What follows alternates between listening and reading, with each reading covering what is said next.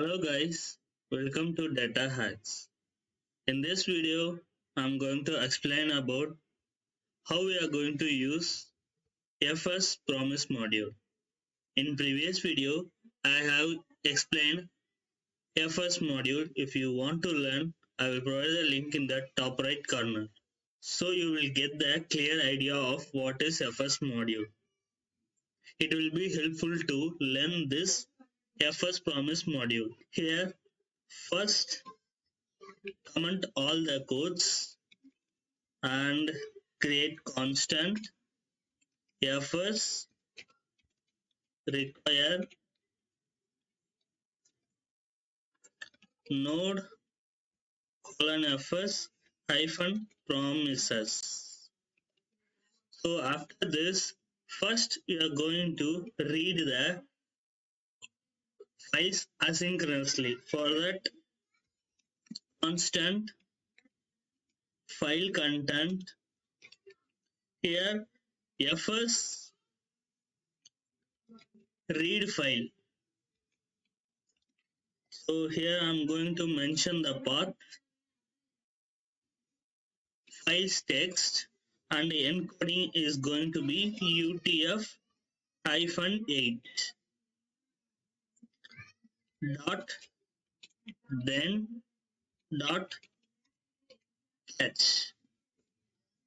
So here we are using then and catch, right? So we don't need to create a variable, and here I'm going to provide one arrow function data. Console the data. Again, I'm going to use arrow function error console log error. First, format your documents, open the terminal, run node index. So now you can see the value is showing here. So to see the value here, file.txt hello DATAHACKS. We are reading hello files1 txt. The value is hello DATAHACKS consoled here.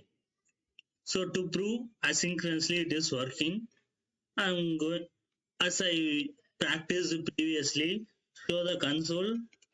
Here also I'm going to show same initial values and final values. So final values. Clear the terminal, run again. Initial value, it has shown, it is asynchronous. So before consoling here, it moved here, console the final values, finally it console the data. And also we can use this in a asynchronous await function also to show how we can use this fs promise read file function.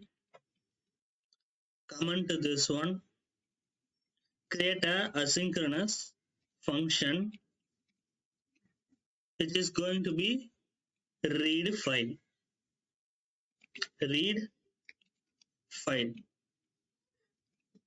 So after this, I'm going to provide try method and catch. fs dot read file,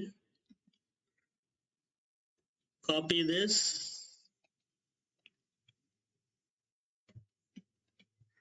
and paste it here. Create a constant data. Console dot log data. Here console dot log error,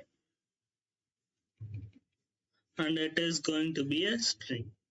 Again, I'm going to format the document. Here, clear the terminal, run again.